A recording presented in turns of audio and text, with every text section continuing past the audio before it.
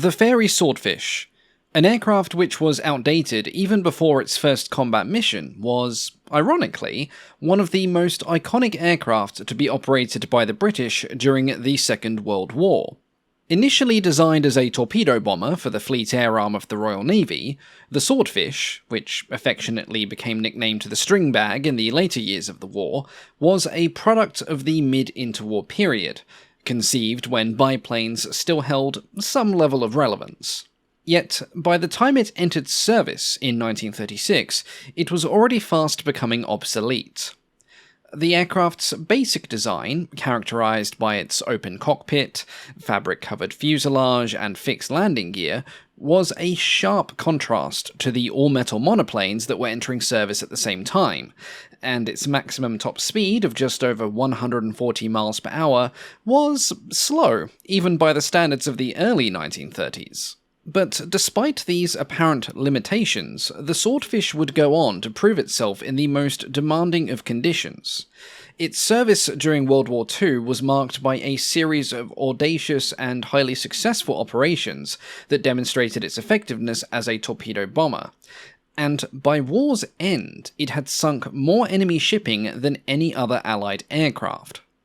The Swordfish also proved its versatility in a variety of other roles as well, from anti-submarine warfare in the Atlantic to mine-laying, naval reconnaissance, and numerous convoy escort missions. Beloved by its pilots for its viceless handling, the Swordfish earned itself an excellent reputation with the Fleet's Air Arm.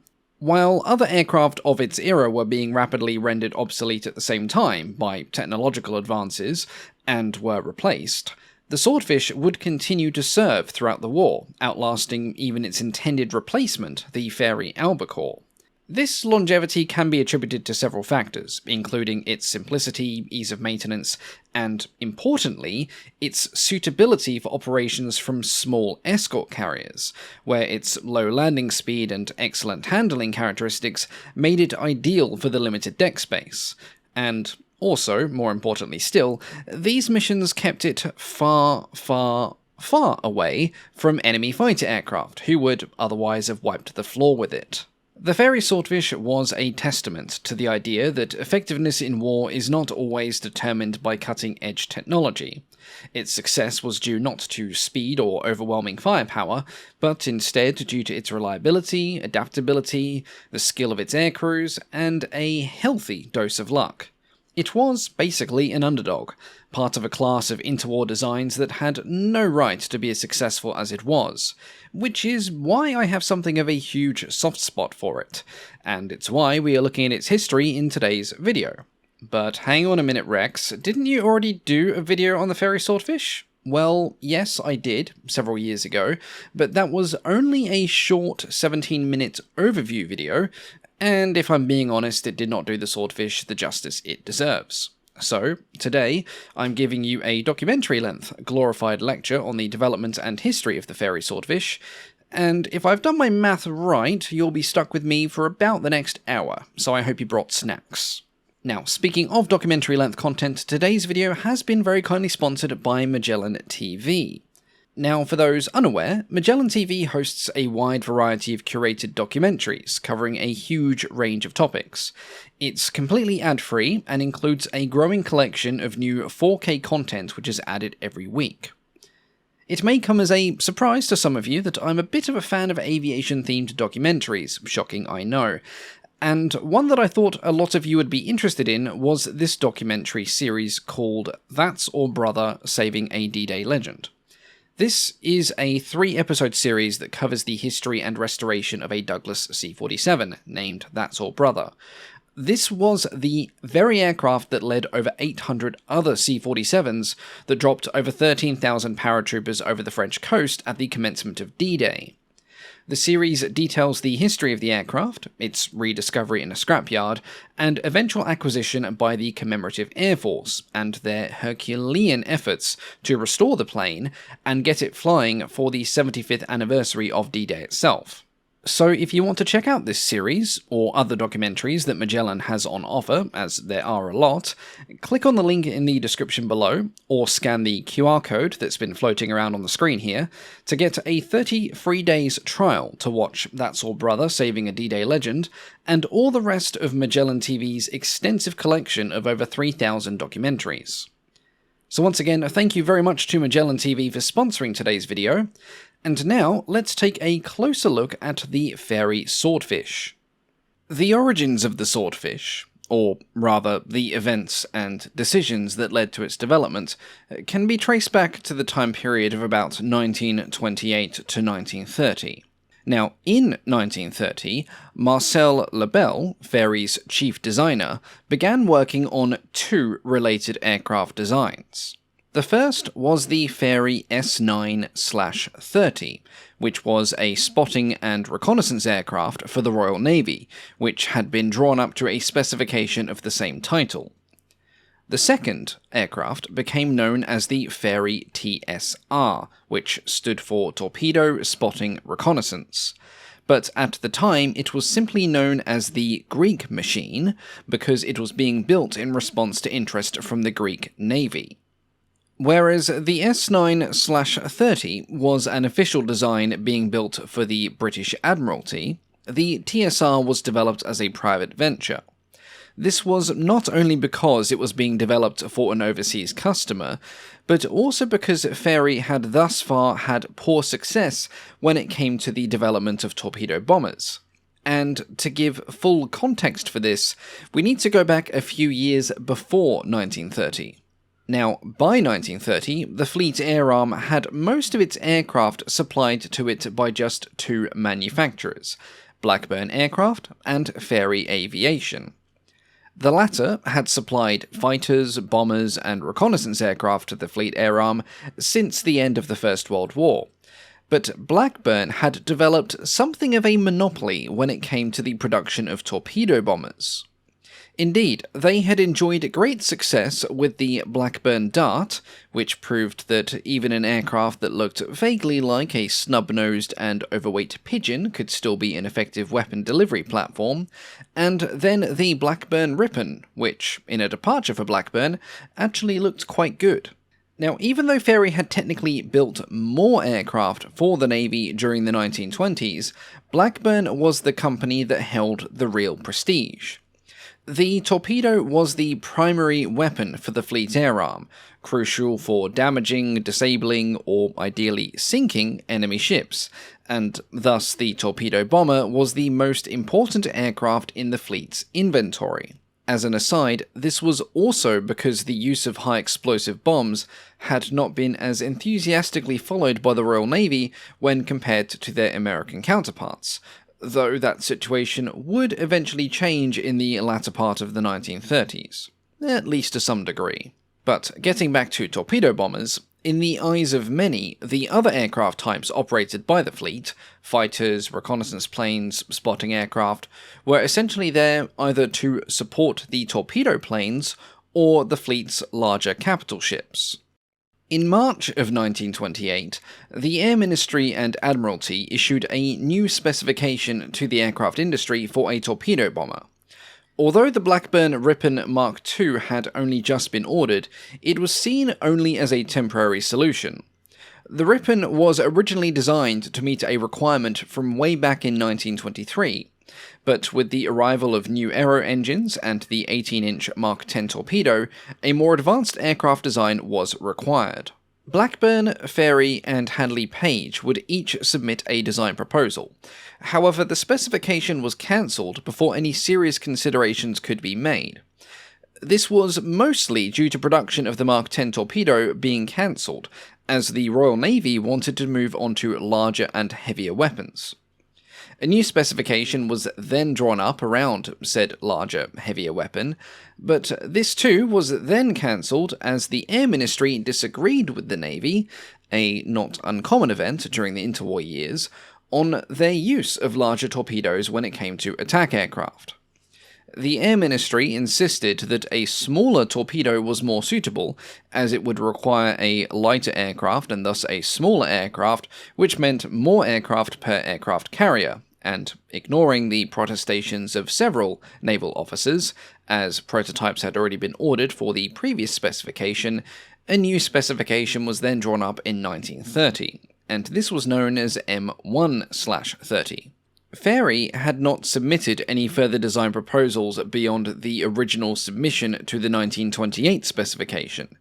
This was partly due to a lack of enthusiasm, as Blackburn's design already appeared to be a fan favourite with naval officials, thus further cementing the company's torpedo bomber monopoly, and partly because Fairey held a near-equal monopoly when it came to the production of spotting and reconnaissance aircraft.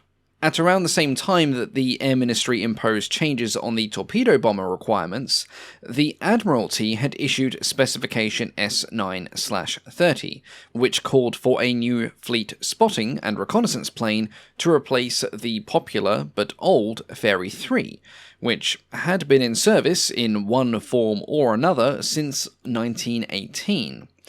And this is where we come to the Fairey S930. Now, as mentioned before, this aircraft was designed by Fairey's chief designer Marcel Lebel, and it was technically the progenitor of the Swordfish, in that its design was used as the basis of the TSR, which was designed only a couple of months later. The S930 represented a significant departure from previous aircraft produced by Fairey for the Fleet Air Arm. The aircraft featured a more modern design with a single-bay, staggered wing configuration, which was a contrast to the long, unswept and unstaggered two-bay wings of the Fairey III series. It featured a steel structure covered in fabric as opposed to wood. It came equipped with 2 machine guns, and it was eventually powered by a steam-cooled Rolls-Royce Kestrel V12, which produced 525 horsepower. But how does a lightly armed reconnaissance plane evolve into the plucky, venerable Swordfish that we all know and love today? Well, 2 things happened. Firstly, Fairey got wind of the fact that the Greek Navy was looking at replacing their existing inventory of Fairey III's. They wanted a multi-purpose aircraft that could be capable of both torpedo attacks as well as reconnaissance missions. In response to this, Marcel Lebel began work on a private venture based on the lines of the S9/30 reconnaissance plane, and this was informally known as the Greek Machine. Secondly, Charles Richard Fairey, the company founder, and Marcel Lebel had been approached by several officers of the Royal Navy about a similar concept, a fleet aircraft that combined the roles of torpedo attack, reconnaissance, and perhaps some light bombing as well.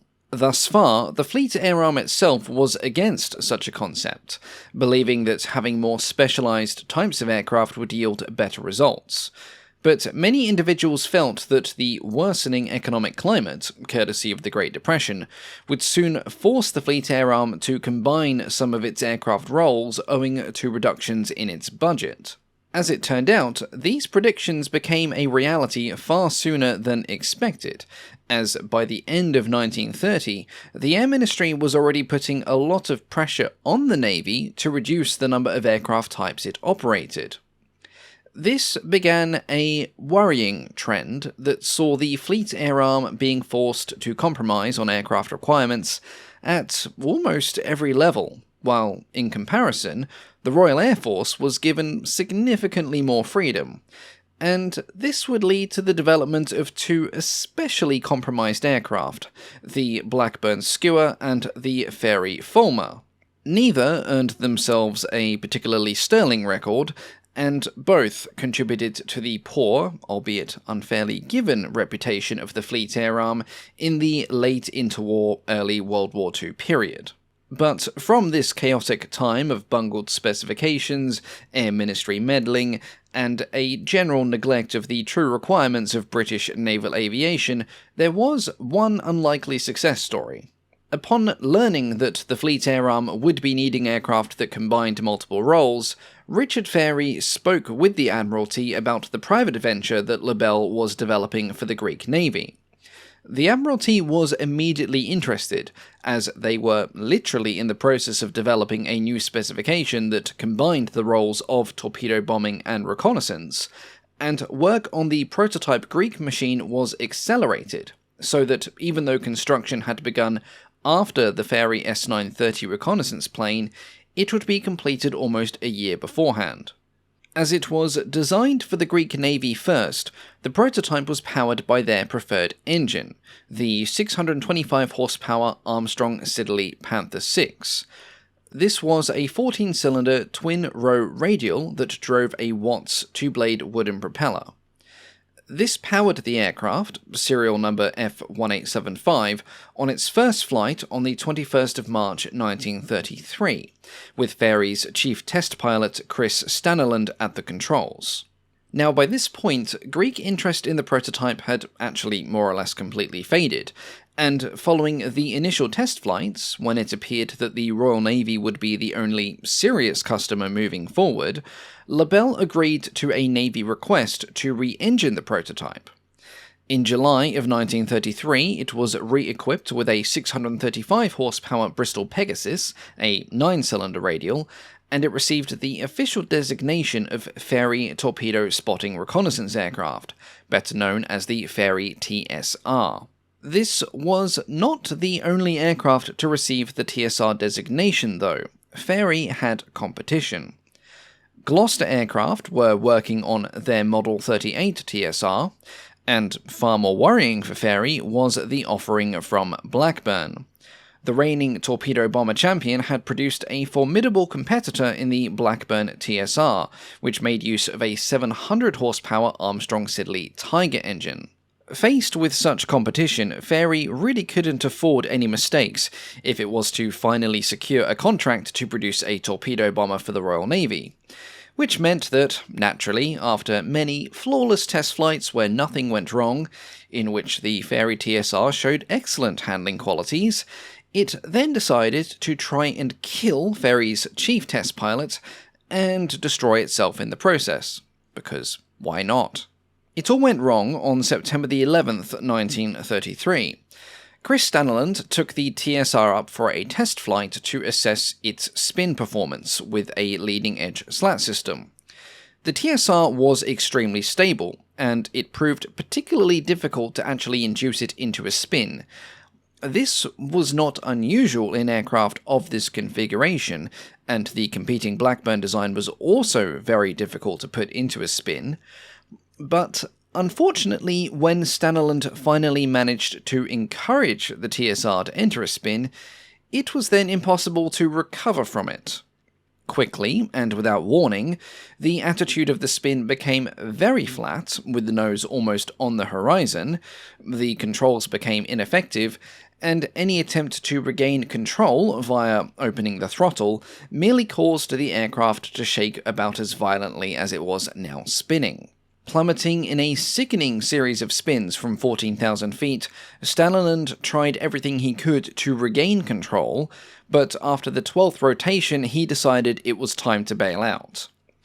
It was then that he would become one of the few people in existence to ever have to bail out of the same aircraft twice in the same incident, as, having leapt from the pilot's cockpit, the relative motion and force of the spin threw him back into the rear cockpit of the aircraft, from which he then successfully bailed out. The TSR, of course, was a complete write-off, and for Fairey this was a disaster. There had only been the one prototype built, and there was no second machine under construction to carry on the testing program. Meanwhile, Blackburn's TSR prototype was nearing completion, and Gloucester's Model 38 had already been flying for about 2 months. Marcel LaBelle and the rest of his team at Fairey were faced with a serious challenge. They not only had to modify the design of the Fairey TSR to address the spinning problem, but they also had to produce a new prototype in record time. Despite the enormity of the challenge, LaBelle and his team would redesign, rebuild, and have the TSR flying again in just 7 months. The project was given top priority by Richard Fairey, and normal working procedures were thrown completely out the window. As soon as design drawings for a certain part or section of the aircraft were complete, that section was immediately assembled in whatever part of the factory floor was most convenient, other aircraft projects be damned. The result was that the Fairey TSR II, serial number K4190, flew for the first time on April 17th, 1934, with plenty of time to spare for it to attend official Air Ministry evaluations. Though visually similar, the TSR II featured a few design changes when compared to its unlucky predecessor, and most of them were made to address the dangerous flat-spinning problem. An extra bay was added to the fuselage structure, anti-spin strakes were installed on the rear fuselage, and the tail was redesigned with a larger vertical stabilizer and rudder. This increased the total length of the aircraft by just under 3 feet, and the shift in the center of gravity because of this necessitated the addition of 4 degrees of sweepback to the upper wing. Aside from some minor tweaks to the internal layout of the aircraft's structure, the construction of the TSR II was more or less the same. And to save me repeating myself, I'll leave the details of the airframe aside until we get to the production model of the Swordfish itself a little bit later. After successfully completing manufacturer trials in June, the TSR II went to Martlesham Heath for early service trials. It then paid a quick visit to RAE Farnborough for catapult tests, then graced the deck of HMS Courageous for deck handling trials, and was then sent back to Martlesham Heath for a more thorough assessment against its competitors. In comparison to its competitors, the TSR II fared better than expected, though admittedly all of the competing designs missed the mark in straight-line performance, as none of them could go beyond 150 miles per hour. The TSR II was found to be on par, if not better, than the Blackburn TSR, now known as the Blackburn Shark, which had already received a production order from the Fleet Air Arm, and the Gloucester TSR-38 was outperformed by both the Fairey and Blackburn designs, and did not proceed beyond the prototyping stage. The TSR II's success in the trials led to the Air Ministry placing an order for 3 more prototypes, essentially pre-production models, and then a production batch of 86 aircraft in the spring of 1935, which was quickly followed by another order for 104 aircraft following early service trials. The type was officially given the name of Swordfish, in keeping with the new tradition of naming torpedo bombers after predatory fish, and the 3 pre-production aircraft would serve as the immediate precursors to the Swordfish Mk.I. These 3 aircraft, designated K5660, 661 and 662, were completed between December 35 and January 1936. Now, there aren't a lot of photos of these particular airframes, so whilst I may be talking about them for the next few minutes, the images on the screen may not be of the particular airframe in question, so apologies for that. K5660 was the first of the 3 pre-production Swordfish aircraft that were completed. This one made its maiden flight on the 31st of December 1935. As the first pre-production model, it was primarily used for manufacturer trials, which were conducted at Fairey's Great West Aerodrome. These trials aided in identifying and addressing any remaining issues in the design that could affect the aircraft's performance in service. During the testing phase, particular attention was given to the ailerons, which, while effective at all speeds, had a tendency to snatch during stalls. This was an important issue to resolve, as the Swordfish needed to be reliable and easy to handle under a variety of low-speed operational conditions, particularly during takeoff and landing on aircraft carriers. The tests also included evaluations of lateral and longitudinal stability, with various modifications being trialled to improve overall control. This included the addition of Flettner strips on the ailerons. K5661, the second pre-production aircraft, was completed on the 19th of February 1936. Unlike 660, which was primarily used for manufacturers' trials, 661 was the first of the 3 pre-production aircraft to be delivered to the Fleet Air Arm itself for service trials. Flight Lieutenant Duncan Menzies, who had been heavily involved in the testing of the earlier TSR prototypes, was one of the main pilots involved with conducting these tests. The tests carried out with 661 focused on general handling, stability, and performance. The tests also confirmed that the earlier modifications made, following the prototype spin problems, had successfully resolved these issues. K5662, the third and final pre-production Swordfish, was completed in March 1936, and was unique among the three as it was fitted with floats. This was essential for evaluating the Swordfish's potential for operations from battleships and cruisers equipped with catapult launch systems. Testing of 662 in its floatplane configuration took place at Southampton Water, where it underwent a series of water-based trials. These tests revealed several challenges associated with operating the Swordfish as a floatplane. The aircraft displayed inadequate maneuverability at slow speeds on the water, and the water rudders failed to meet the turning circle requirements. Additionally, the floats created a significant amount of spray when the aircraft was getting up to speed, which could lead to various unwanted consequences during takeoff, including the complete inundation of the crew. Despite these issues, 662 provided valuable data, and it allowed for the design of the floatplane Swordfish to be modified before entering service, though it should be said as an aside that the Swordfish as a floatplane was ultimately less popular than its wheeled counterpart. In all, these tests with the three pre-production aircraft confirmed the overall soundness of the Swordfish design, with only a few minor changes being requested, and because of this, full-scale production of the type was allowed to proceed without further delay. Now, with that in mind, we'll pause the historical discussion of the aircraft for a little bit, and we'll briefly take a look at the design of the production Swordfish Mk.I, as I believe now would be a good point to do so, and then we'll go on to explore its service history and the other variants that were later developed. Under normal conditions, the Fairey Swordfish was typically operated by a crew of three, consisting of a pilot, an observer, and a telegraphist/air gunner. The Swordfish Mk.I was constructed with a primarily metal airframe, which was built using a combination of steel and duralumin. The forward fuselage and cockpit areas were covered with sheet metal panels, offering additional protection for the crew and critical systems. The rest of the airframe, including the wings and tail surfaces, was covered in doped fabric.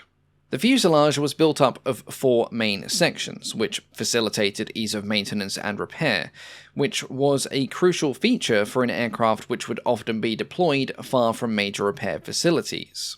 The fuselage was also designed to be especially robust, at least compared to land-based equivalents, and this was due to the demanding operational environments that it would encounter, particularly the forces subjected to the airframe, either via carrier operations, and even more so by catapult launching from capital ships. Now, moving on to the aircraft's wings, the upper wing was slightly staggered in relation to the lower, which was a design choice which improved the aircraft's lift and maneuverability. Both the upper and lower wings were constructed using built-up steel strip spars, steel drag struts, and duralumin ribs, which together provided a strong but flexible and lightweight wing structure. Per standard requirements for most carrier aircraft by this time, the Swordfish did feature a wing folding mechanism. The wings could be folded backward along the fuselage, which reduced the aircraft's wingspan from 45 feet 6 inches to just 17 feet 3 inches. The folding process was very straightforward, involving a simple hinge mechanism on the rear spar, and it could be performed by the ground crew aboard the carrier without the need for additional support equipment. When it came to the control surfaces of these wings, the Fairey Swordfish included ailerons on both the upper and lower wings. Another significant feature of the Swordfish wing design was the incorporation of Handley page slots in the leading edges of the upper wings. These slots were designed to improve the aircraft's low-speed handling characteristics by allowing airflow to remain attached to the wing surface at higher angles of attack. This innovation helped to reduce the risk of stalling during takeoff and landing, making the Swordfish far more forgiving to fly, especially for rookie pilots. Moving on to the power plant, the Mk.I Swordfish was powered by a Bristol Pegasus 3M, which was a 9-cylinder air-cooled radial engine, which produced approximately 690 horsepower for takeoff. The engine was housed in a wide-chord tail-end ring, which was designed to smooth the airflow over the engine and thus reduce drag. This cowling also helped to protect the engine from the corrosive effects of salt water, which was, unsurprisingly, a constant hazard for naval-based aircraft. The engine drove a 3-blade metal Fairey reed propeller, which allowed the Swordfish to achieve a maximum speed of 139 miles per hour at 4,700 feet, whilst carrying a full combat load. Although this was not fast by the standards of the time by any metric, the aircraft's low speed capabilities would actually prove to be useful in a number of scenarios. Not just torpedo attacks, but also mine-laying, convoy escort, as it could loiter around enemy ships easily, and anti-submarine warfare. So long as no enemy fighter aircraft in any way, shape or form were within 30 miles of it. Now, speaking of encountering the enemy, the armament and payload capacity of the Swordfish was fairly simple. The aircraft was capable of carrying a single 18-inch, 1,610-pound Mk.XII torpedo slung beneath the fuselage. In place of the torpedo, the Swordfish could also carry a variety of other ordnance, including bombs, depth charges, and mines. In total, it could carry approximately 1,500 pounds of ordnance instead of the torpedo for regular missions. Now, it has been said that some Mk.I Swordfish later on, during World War II, carried a little bit more than this at the expense of the telegraphist gunner station being empty to save a little bit of weight, but I've not been able to fully confirm this, as it seems that some of these sources seem to be getting mixed up with the Fairey Swordfish Mk.I and some of the details of the Fairey Swordfish Mk.II, so I don't want to fully commit to that being a thing. So, for the sake of argument with this video, we're going to say that the maximum payload capacity for slung ordnance would be 1,500 pounds. The Swordfish was also equipped with a defensive armament, including a forward-firing Vickers .303 caliber machine gun mounted in the fuselage, and a rear-facing Lewis gun on a flexible mount for the observer. These guns provided the crew with a means of defending the aircraft against enemy fighters, although, as we will discuss later, the performance disparity between the Swordfish and enemy fighters often meant that if there was any air-to-air combat, it was very much one-sided and very brief. Now, speaking of which, and with that cursory look at the technical details of the Swordfish done, if you want to learn more about that, please see the sources I'm going to recommend at the end of this video. Let's take a look at the Swordfish's service history. The first unit to receive the Fairey Swordfish Mk.I was 825 Naval Air Squadron, stationed aboard the carrier HMS Glorious, which began operations with the Swordfish in July of 1936. 825 NAS, originally a Fairey SEAL Squadron, was the oldest squadron in need of re-equipment, making it the logical choice for the introduction of the Swordfish. After receiving their full complement, the squadron re-embarked on HMS Glorious for service in the Mediterranean. The squadron's deployment involved a series of exercises and operations that tested the new aircraft in its roles of torpedo bombing, reconnaissance, and gunnery spotting. The Mediterranean deployment also served as a crucial period for the Fleet Air Arm to refine its tactics and strategies for using the Swordfish, and feedback from the ground and air crews of HMS Glorious would help to standardize the practice for using the aircraft across the fleet.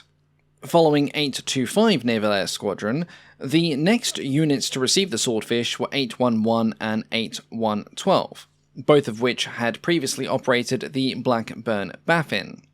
These squadrons began their transition to the Swordfish in October and December of 1936 respectively. Like 825 NAS, these squadrons were also soon deployed aboard aircraft carriers, and by the end of 1936, the Swordfish had effectively replaced the Blackburn Baffin in the Fleet Air Arm's carrier-based inventory. Now, in comparison to this promising start to the Swordfish's early career, the Blackburn Shark, the Swordfish's main rival, had not been having a particularly good time. Though it had entered service almost 18 months before the Fairey Swordfish, it had been plagued by reliability problems with both its engine and oil systems, and further orders for the type would eventually be cancelled in favour of the Fairey Swordfish instead. Blackburn's monopoly on the torpedo bomber had been officially broken, and indeed the Shark was the last torpedo bomber that the company would ever produce for the Fleet Air Arm. In addition to these early operational deployments in the Mediterranean and in the English Channel, the Swordfish would also play a prominent role in the Coronation Review of the Fleet in 1937, which was held in Spithead and marked the ascension of King George VI to the throne. The event was the last major public display of the pre-war Fleet Air Arm, showcasing the Swordfish alongside numerous other aircraft in the Royal Navy's arsenal. However, by this time, despite the Swordfish being advertised as a frontline torpedo bomber, it already appeared to many within the Navy that the time of the Swordfish would be short-lived, or so they would think. Fairey had already begun development of the Swordfish's successor, the Albacore, in response to specification M7/36. The Albacore was expected to enter service in 1939, partially replacing the Swordfish, though some squadrons would retain it, and then both types would be replaced by a new monoplane torpedo bomber in 1941. This was part of a methodical but gradual peacetime procurement process, where it was usual for a new aircraft specification to be issued just as the current type was entering service. But due to a combination of strategic misjudgments, financial constraints, and production bottlenecks, the Fairey Swordfish would remain in active service long past this 1941 deadline. Oh, and there was also the small baby complication of the Second World War. Speaking of which, at the outbreak of war with Germany in 1939, the Fairey Swordfish was the main torpedo bomber of the Fleet Air Arm. But despite being the fleet's main torpedo bomber, this was not the role that it found itself in during the earliest months of hostilities. With German U-boats running rampant in the Atlantic, the Royal Navy formed anti-submarine hunting groups to patrol the shipping lanes in the western approaches. At the core of these groups was an aircraft carrier, and it was hoped that carrier-borne aircraft would cooperate with destroyers, spotting enemy U-boats and directing the hunting ships to their location, while they also carried out their own air attacks themselves. The aircraft carriers HMS Courageous and HMS Ark Royal played significant roles in these early operations, with Swordfish squadrons conducting extensive patrols over the western approaches. Unfortunately, it was a plan that had several flaws, the biggest of which being that an escorting fleet carrier was very easy to spot at a distance, being somewhat huge, whereas a tiny U-boat was not. The weather in the North Atlantic was also often very poor, with low visibility and rough seas, which complicated both the search for the U-boats and the execution of attacks against them. Additionally, the open cockpit of the Fairey Swordfish exposed the crews to the elements, and this made longer patrols particularly grueling in the northern regions of the Atlantic. Flight crews returning from Arctic anti-submarine patrols usually had to be lifted out from their aircraft by the deck crews of the carriers because they were suffering from various stages of hypothermia, not exactly ideal. Despite these challenges, the Swordfish quickly demonstrated its potential value in the anti-submarine role.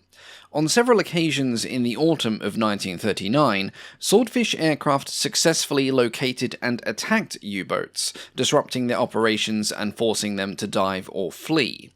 This was, however, the limit of their success, as no U-boats were directly sunk by Swordfish aircraft in these early operations, and the untested strategy of using fleet carriers for escort operations would soon yield tragic consequences. On the 14th of September 1939, just 2 weeks into the war, HMS Ark Royal, Britain's most capable aircraft carrier, had a brush with U-39 off the northwest coast of Scotland and narrowly avoided being torpedoed, which, on its own, should have been a wake-up call that using such valuable fleet assets to hunt down notoriously elusive and small and dangerous submarines was the epitome of the term F around and find out.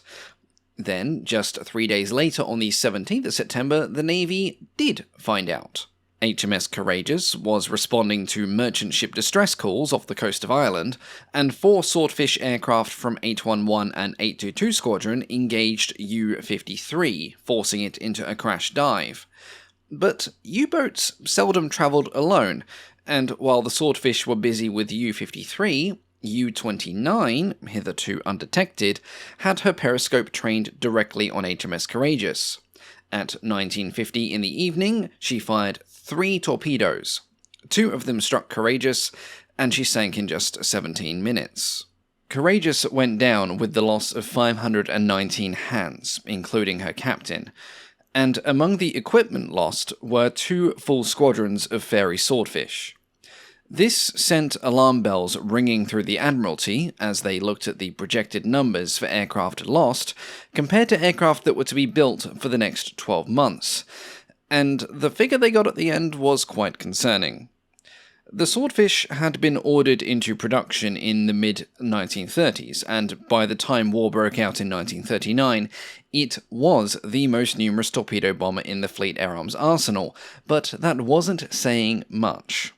Production rates remained small, and they were not scaled up until early 1939, despite the political warning bells being clearly heard for at least 2 years prior to this.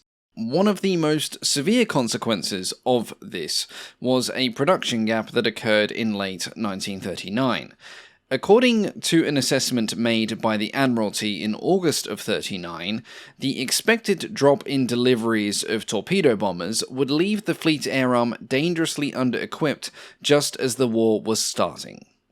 The last order for Swordfish aircraft was scheduled to be completed in November of 1939, with the Albacore expected to take over in production in December.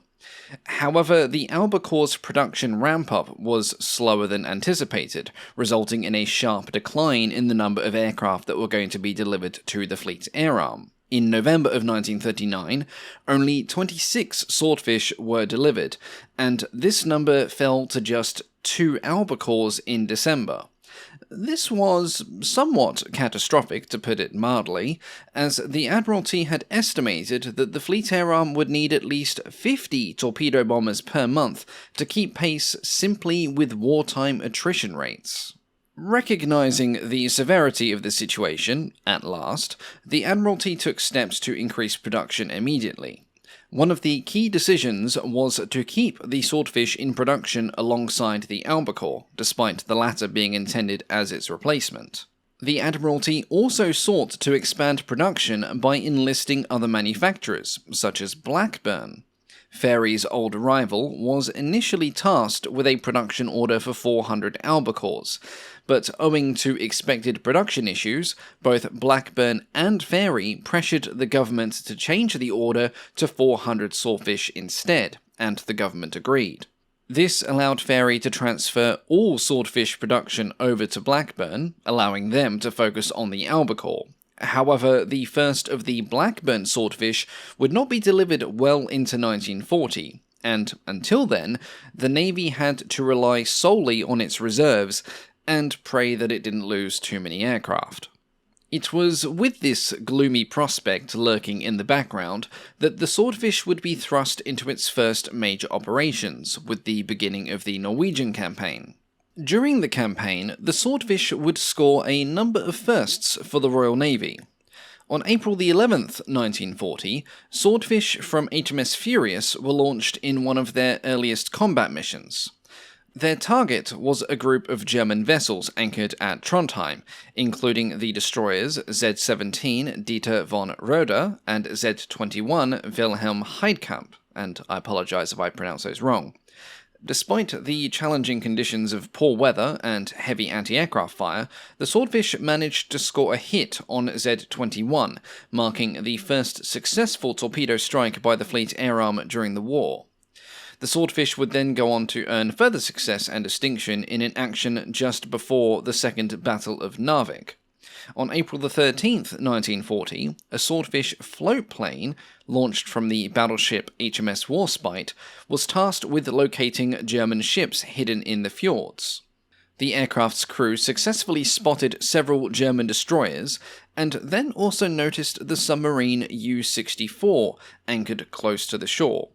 The Swordfish then conducted a low-level attack, dropping 2 100-pound anti-submarine bombs on U-64 and sinking it, making it the first U-boat to be sunk by the fleet's air arm during the war. Of course, other operations involving the Swordfish weren't always as successful. Later that same day, a group of 10 Swordfish were deployed from HMS Furious to attack German destroyers with 250-pound high-explosive bombs. Despite heavy anti-aircraft fire, the Swordfish pressed home their attack, but they failed to score any direct hits. During the course of the attack, 2 Swordfish were shot down, with 1 crew being rescued after making a forced landing. Following the Second Battle of Narvik, Swordfish aircraft continued to operate in the region, conducting a series of bombing raids, anti-submarine patrols, and reconnaissance missions. These operations were often carried out in extremely challenging conditions, including poor weather, mountainous terrain, and the ever-present threat of enemy fighters. The open cockpit of the Swordfish made these missions particularly unpleasant for the crews, who had to endure freezing temperatures and harsh winds. Now, while some Swordfish crews were being gradually frozen in the skies above Norway, others soon found themselves in action in the slightly more temperate climate of Western Europe. In response to the German invasions of the Netherlands, Belgium, and France, the Swordfish once again found itself performing some roles outside of its original design criteria. Owing to a shortage of support aircraft, the RAF was loaned 5 Swordfish squadrons from the fleet air arm. These were 812, 815, 818, 825, and 829 Squadron. Operating from HMS Glorious at first, 825 Squadron saw some of the first sorties in the French theatre, tasked with reconnaissance missions over the French coast and parts of northern France. As the situation in France rapidly deteriorated, the squadron shifted to more direct combat roles, and alongside the other Swordfish units, it would conduct daylight bombing raids against German armoured columns, and by night it would lay mines off the French coast or attack port installations. Now, surprisingly, and considering the aged appearance, design, and speed of the Swordfish, during the Battle of France, the losses suffered by Fairey Swordfish squadrons were relatively light when compared to other British aircraft, particularly those of the Royal Air Force. Admittedly, a lot of their missions were conducted against targets where the presence of German fighter aircraft was deemed to be very unlikely, but even so, many of these targets were still defended by numerous anti-aircraft weapons. And although many Swordfish returned home with battle damage, few were in fact lost. A lot of this was later attributed to its antiquated design of having an airframe that was covered in fabric. In essence, the Swordfish had a lot of empty space, which allowed bullets and small cannon shells to simply pass clean through, something that also benefited the partially fabric-clad Hawker Hurricane. This was particularly demonstrated when the Swordfish aircraft from 825 and 826 Naval Air Squadrons were deployed to assist in the evacuation of Dunkirk in Operation Dynamo. These aircraft flew from bases in the UK and provided cover for the retreating British forces. Their tasks included bombing raids on advancing German columns, supply dumps, and laying mines north of Dunkirk.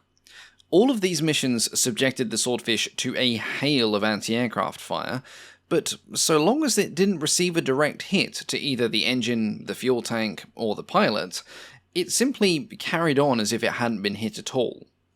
Following the fall of France and the entry of Italy into the war on the 10th of June 1940, the strategic focus of the Royal Navy shifted to the Mediterranean, And this is where the Swordfish would put in some extensive service and earn much of its wartime fame. One of the first significant operations was conducted on the 14th of June 1940, when Swordfish from 767 Naval Air Squadron, stationed in southern France, carried out the first Allied bombing raid on Italian soil. Following this raid, the operational elements of 767 Squadron were redesignated as 830 Squadron, and they were relocated to Malta. Now, this might ring a bell for some people who are aware of the history of the Fairey Swordfish, particularly in the Mediterranean, as 830 Squadron based in Malta would do a lot of work. It began with a series of raids against Italian naval and industrial targets. The first of these was a night raid on the 30th of June 1940, which targeted the oil tanks at Augusta in Sicily. This operation marked the start of a sustained effort to disrupt the logistics and supply chains of the Axis forces in the Mediterranean, and the Maltese Swordfish biggest target soon became enemy shipping. Over the next 9 months, 830 Squadron, which never operated more than 27 Swordfish from Malta at any given point, would sink on average 50,000 tons of enemy shipping per month, and it would continue this mission for many months after this. By the end of the war, the Swordfish had sunk a greater tonnage of Axis shipping than any other Allied aircraft. To give an example of just how valuable the Swordfish was in this role, in normal operations, the collective airborne weight of 830 Squadron was approximately 940-ish tons. Now, in one record month, they sank just over 98,000 tons of shipping, which meant that each aircraft sank approximately 100 times its own weight in enemy supply and equipment. Now, aside from becoming the bane of logistics officers in Italian naval command, the Swordfish earned fame, and sometimes notoriety, in several other major events that took place in the Mediterranean theatre. One of the Swordfish's other early operations in the Mediterranean theatre was the controversial attack on Mers el-Kebir, which began on the 3rd of July 1940. This operation aimed to neutralize the French fleet stationed in Oran in Algeria, to prevent it from falling into German hands after the armistice between France and Germany. On the evening of the 3rd, Swordfish from HMS Ark Royal were launched to attack the fleet, but none scored any direct hits. But 3 days later, they tried again, this time launching a concentrated attack against the French battleship Dunkirk.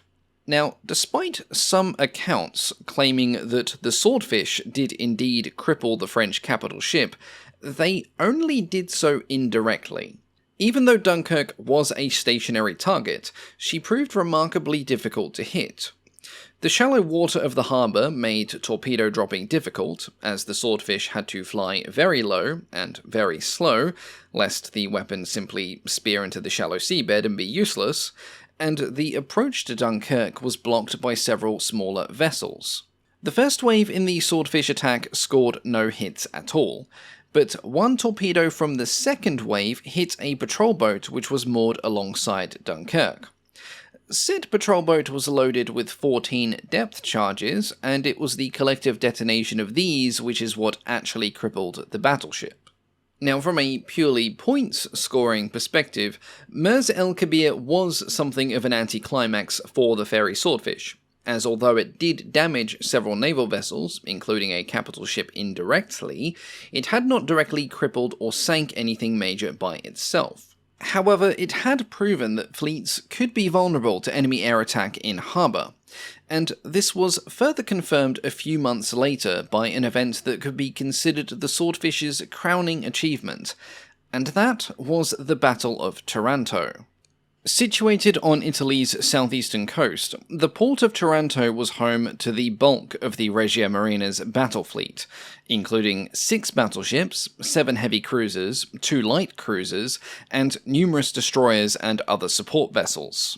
The base's location made it a critical hub for Italian naval operations in the Mediterranean, providing a stronghold from which the fleet could exert control over the surrounding seas and threaten British shipping routes. The concept of a surprise aerial attack on Taranto had actually been considered as early as the mid-1930s, and with the fall of France in 1940, the importance of such an operation became even more critical. Now, the Battle of Taranto is going to get its own in-depth video in the future, so I'm going to keep it relatively brief for now. But, in short, the operation, codenamed Operation Judgment, went as follows. Before the raid, the British conducted several reconnaissance missions using Martin Marylands and Short Sunderlands to gather intelligence on the Italian fleet's positions and the harbour's defences. These missions were crucial in refining the attack plan, particularly in identifying the presence of anti-aircraft batteries and the extent of anti-torpedo netting around the ships, which was the biggest point. The torpedo nets were deep, but they did not reach all the way to the bottom of the harbour.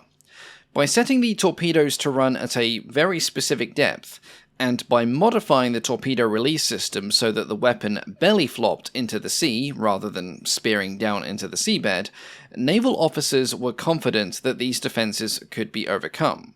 The aircraft carrier HMS Illustrious, under Rear Admiral Lumley Leicester, was chosen to carry out this attack, and she would be escorted by a powerful force of heavy cruisers, light cruisers, and destroyers.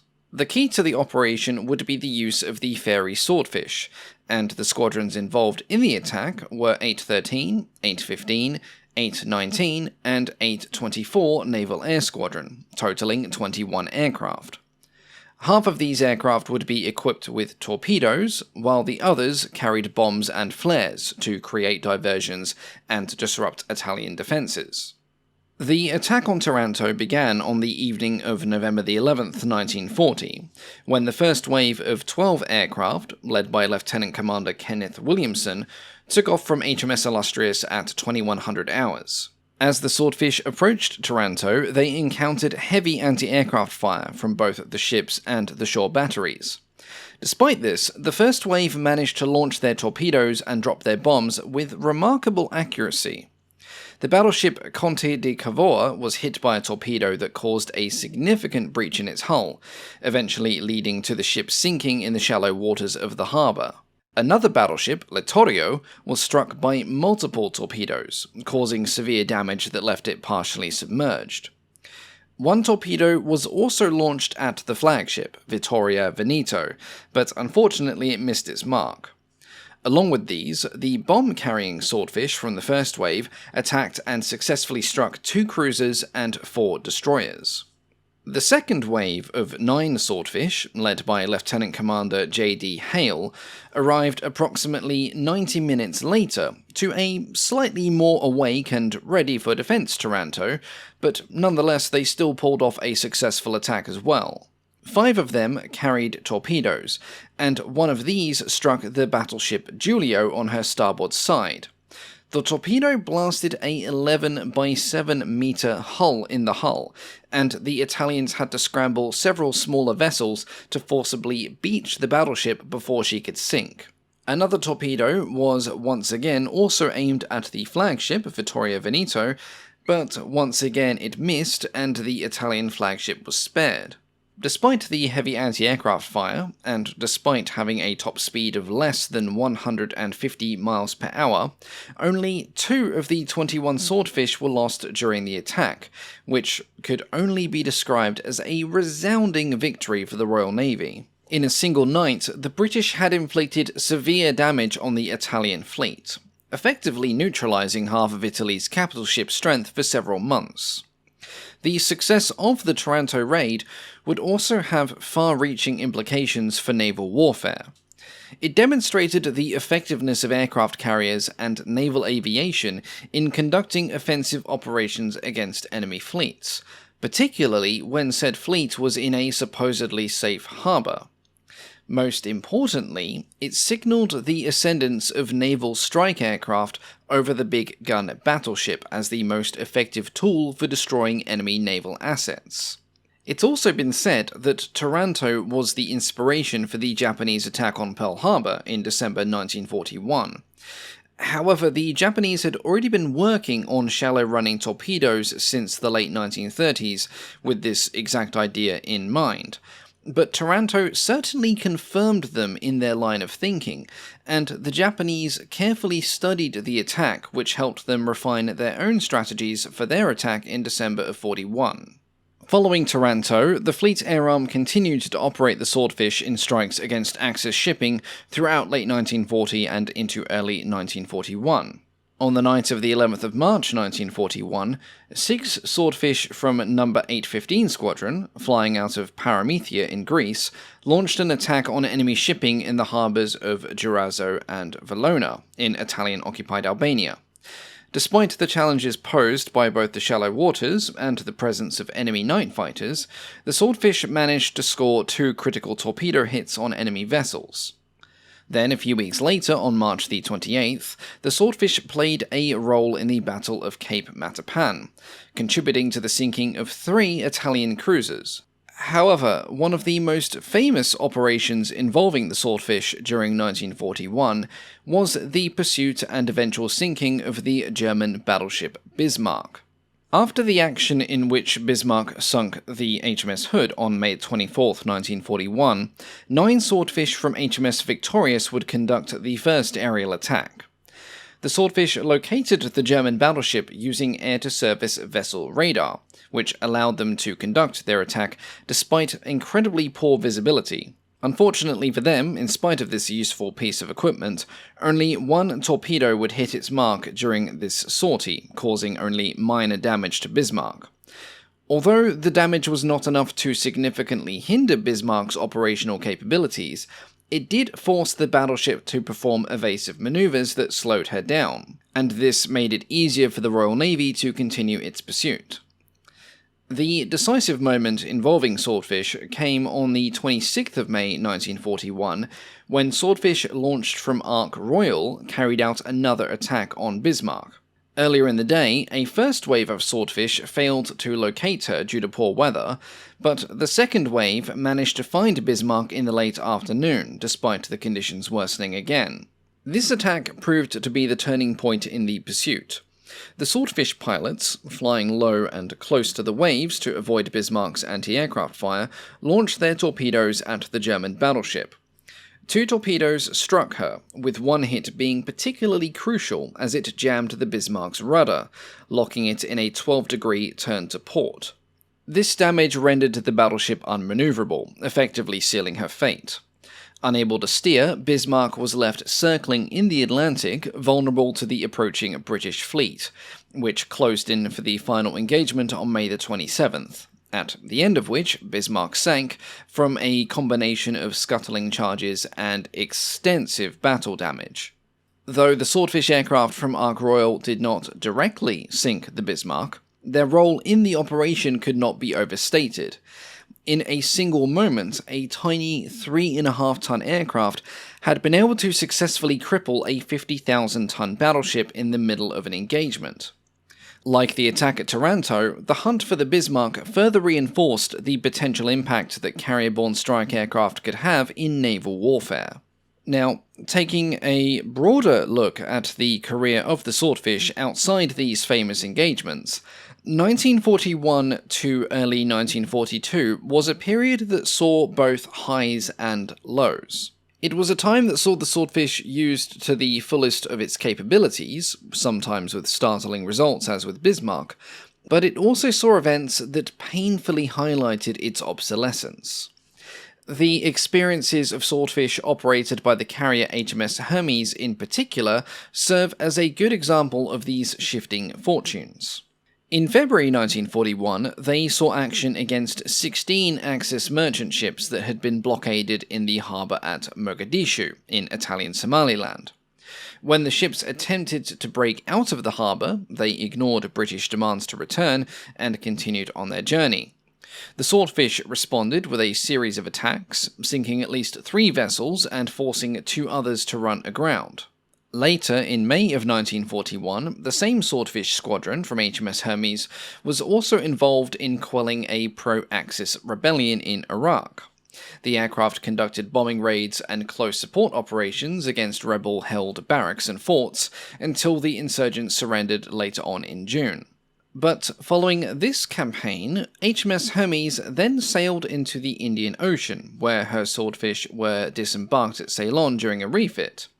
Some of these aircraft were also stationed in Singapore when Japan launched their attack in December of 1941. Unfortunately, but also completely unsurprisingly, these Swordfish only survived for a few days under the intense Japanese assaults.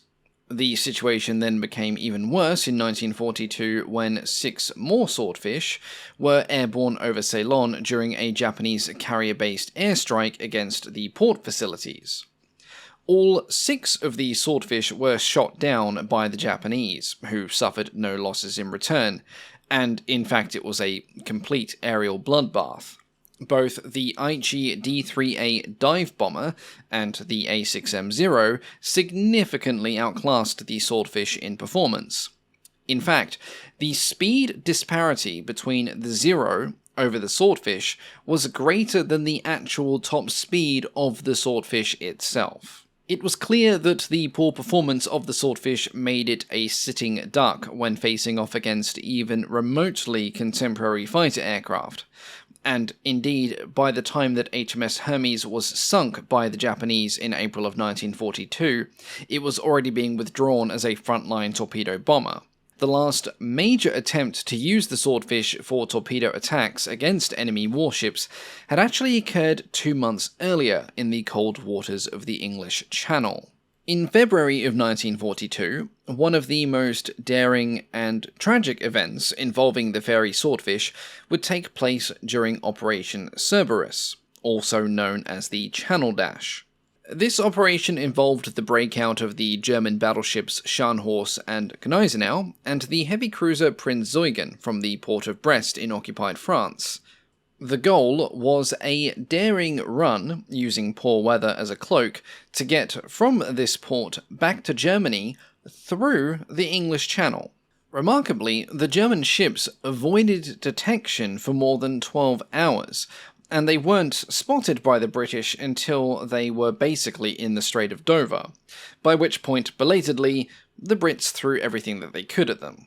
This included the Fairey Swordfish. 6 Swordfish led by Lieutenant Commander Eugene Esmond from No. 825 Naval Air Squadron were involved in this event. Despite the obvious dangers posed by both the German ship's formidable anti-aircraft defences and the presence of Luftwaffe fighter escorts, Esmond and his squadron were prepared to launch their torpedoes in an attempt to halt the German warships. From the outset of this attack, their chances were slim. The weather was poor, with low visibility and heavy cloud cover, which not only made it difficult to locate the German ships, but it made it even harder to spot incoming enemy aircraft. As the Swordfish approached their targets, they were met by a fierce defensive screen. Approximately 15 Messerschmitt Bf-109 fighters, which had been escorting the ships, intercepted Esmond's formation. The outdated Swordfish, with their slow speed and minimal defensive armament, were no match in any way, shape or form for the fast, modern and cannon-armed German fighters. The result of the attack was tragic but unsurprising. All 6 Swordfish were shot down by the German fighters before they could release their torpedoes. Of the 18 airmen who took part in the attack, only 5 survived. 13 were killed, including Lieutenant Commander Esmond himself. The bravery and determination displayed by the Swordfish crews did not go unnoticed. Esmond was posthumously awarded the Victoria Cross for his leadership and courage in the face of overwhelming odds. The other crew members' sacrifices were also recognised. Vice Admiral Bertram Ramsay described their attack as one of the finest exhibitions of self-sacrifice and devotion to duty the war had ever witnessed. Even German Vice Admiral Otto Zieliax, who commanded the German fleet during the Channel Dash, expressed his admiration for the courage displayed by the Swordfish crews, despite the hopelessness of their mission. The disaster of the Channel Dash was the last time that the Swordfish would be used for a large-scale torpedo attack against an enemy warship. But this did not mark the end of the type's wartime career. On the contrary, the most numerous iteration of the Fairey Swordfish had yet to even enter service. By late 1942, early 43, it was clear that the Swordfish was totally obsolete as a frontline torpedo aircraft, but in other roles it still had use. Based on reports from the early convoy patrols of 1939 and 1940, and with sorties assisting the Russian convoys in 1942, the Swordfish had the potential to be an excellent submarine hunter. Its ability to maintain stable flight at low speeds, and its good handling in poor weather, meant that it could stalk the German U-boats in the Atlantic with relative ease, so long as it had the right equipment to do the job. With this in mind, Blackburn and Fairey cooperated to increase both the performance and the firepower of the Swordfish, and this led to the Mk.II variant. The first production Swordfish Mk.IIs initially kept the same 690 horsepower Bristol Pegasus from the Mk.I, but most of the Mk.IIs were eventually fitted with the more powerful 750 horsepower Pegasus 30.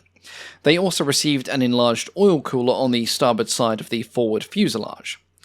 But despite the beefier engine, the overall performance increase was minimal, and this was because of the added weight of the aircraft's strengthened airframe and the additional equipment that was installed. One of the key improvements of the Mk.II was its firepower. 4 rocket rails were mounted beneath each lower wing, and the wing structures were strengthened, with the undersides skinned with metal instead of fabric. The metal skinning was necessary as it protected the wings from the blast effect of the rockets as they were fired. Each underwing rack could carry 4 3-inch 60-pound high-explosive rockets, or 4 3-inch 25-pound armor-piercing rockets. Developed by the Woolwich Arsenal in England, these rockets were first tested in October of 1941. They measured 4 feet long and used cordite as a propellant. This allowed them to reach a speed of 1,520 feet per second at a distance of 1,000 feet, and this increased to 1,700 feet per second after 3,000 feet. Swordfish pilots would launch these rockets in pairs, with 1 from each wing, or they could fire all 8 in a single salvo. When launched together, the 8 rockets fired delivered the equivalent firepower to the broadside of an average cruiser. However, the Swordfish would not have the luxury of engaging things at the same battle ranges as a cruiser. In fact, they had to get much, much, much closer. The ideal distance for launching these rockets at surfaced submarines was around 60 feet from the target. This gave the pilot little room for error, and little time to pull away from any resulting explosion should the rockets manage to do catastrophic damage. The Swordfish Mk.II enjoyed a very active career when it began to operate from escort carriers and merchant aircraft carriers in the anti-submarine role, a role in which its rockets proved to be highly effective. The first successful use of the new rockets occurred on May 13, 1943, when a Swordfish from 819 Squadron, flying from the escort carrier HMS Archer, attacked the German submarine U-752 in the North Atlantic.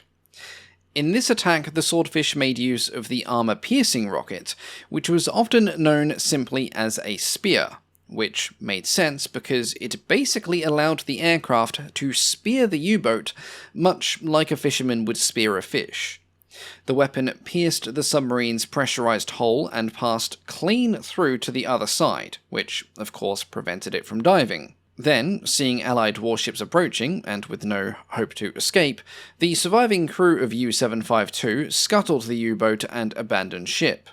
Though the sinking of U-752 demonstrated the effectiveness of the rocket-armed Swordfish, more often than not they barely saw the U-boats at all. Most Atlantic patrols by Swordfish saw little, and in most cases when a submarine was located, it was very rare that it was critically damaged or sunk without outside assistance. That did not mean that the Swordfish wasn't useful. It served as an excellent flying deterrent, and they did become even more effective when the Mk.IIs began to be equipped with ASV radar. It was also around this time, as it was performing these escorting and anti-submarine missions, that the Swordfish finally got given its unofficial nickname of String Bag. As the Navy started bolting bombs, rockets, radars, and sometimes even searchlights onto its old biplanes, somebody remarked that no housewife on a shopping spree could cram a wider variety of articles into her string bag, which was the name of a carrying bag that a lot of people used back then.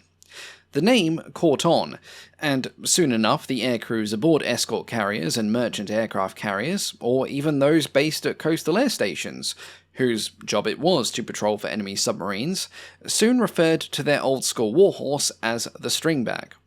This was further helped by the fact that it could also be used as an adequate description of the swordfish's appearance, and in later years it has been incorrectly stated that that is why the swordfish was called string bag, rather than the remarks about shopping bags.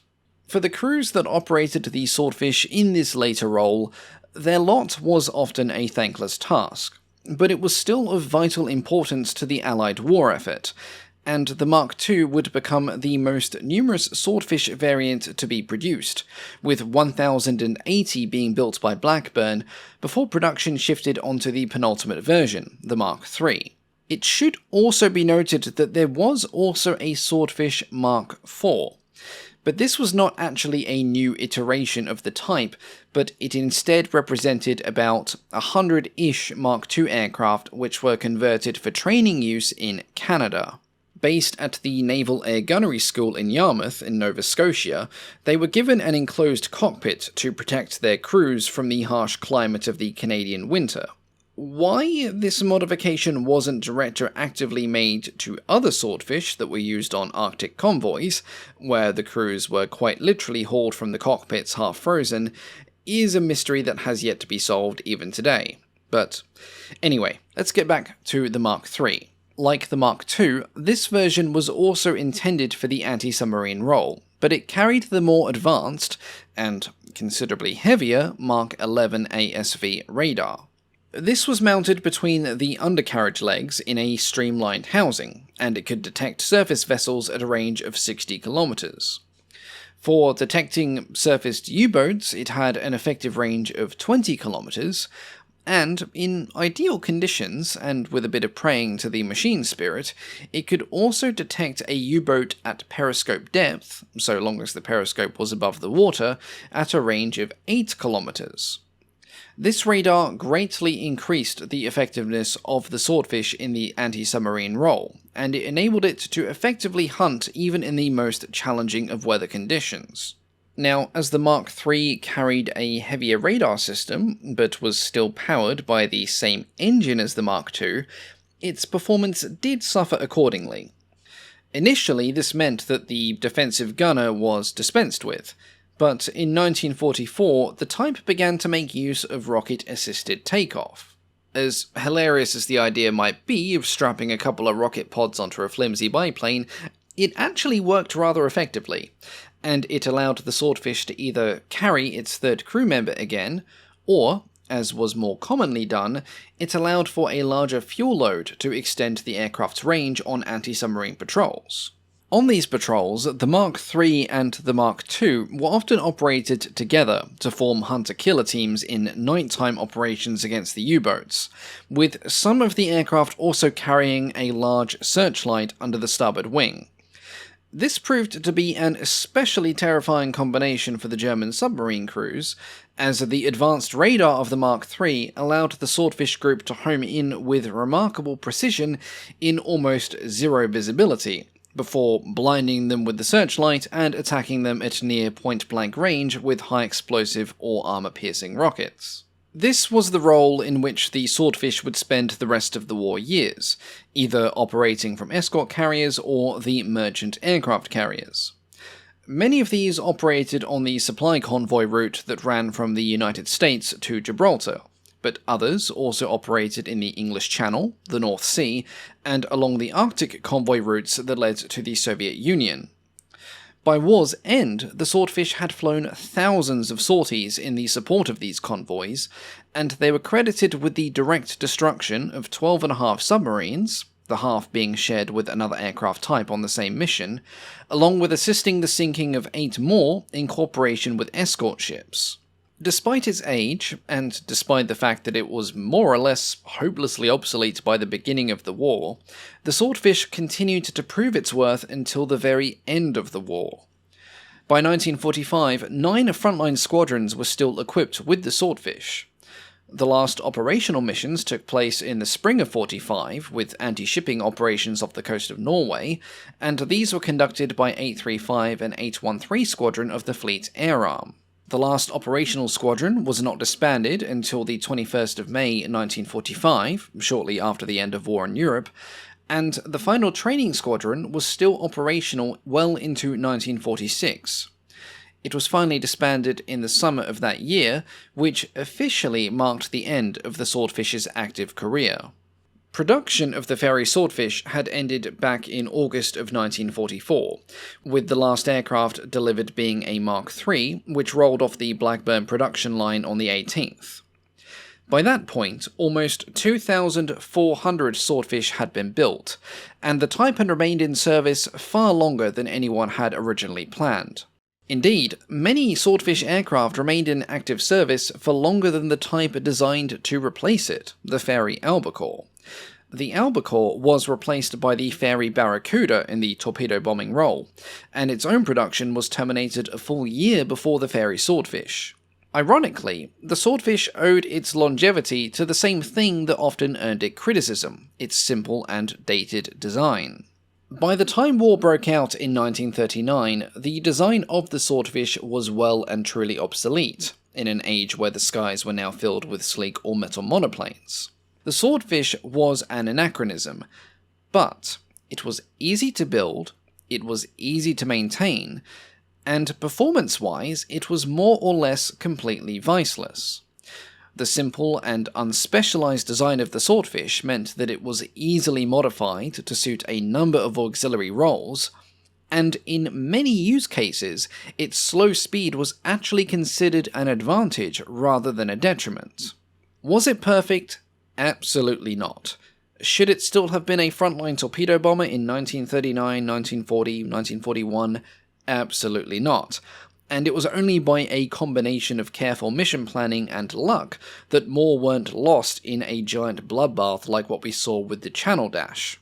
But despite the challenges, in spite of being technologically outclassed, the Fairey Swordfish and the brave air crews who flew it proved without a shadow of a doubt that obsolete did not always mean ineffective. Today, several surviving examples of the Swordfish can still be found, because it was A, very popular, and B, built in quite large numbers. Most of them are in museums.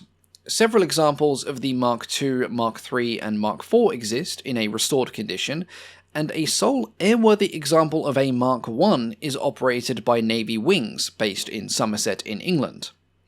Now, if you want to learn a bit more about the history and the development of the Fairey Swordfish, I can recommend the following books. Naturally, we have from the Putnam collection of aeronautical books, Fairey Aircraft Since 1915 by H.A. Taylor. Like anything from this collection, it is considered a must-have for aviation enthusiasts, though it is also the oldest book out of my recommendations, so the way that it's formatted and the text is a little bit dated, but it covers all the necessary information you would need. It covers the history of Fairey aviation, its aircraft, and other ventures undertaken by the company. Next, we have a book titled Fairey Swordfish in Action by Squadron Signals. This book provides a really good general overview of the type's development history and its service history. Compared to other books, it doesn't go into as much mega deep detail, but it serves as an excellent starting point. Now, if you do want to look into the history of the Swordfish in a bit more detail, I can recommend the following 2 books. First, we have Fairey Swordfish and Albacore by W.A. Harrison. Published in 2002, this is an excellent deep dive read on the origins, the development, and the history of both types.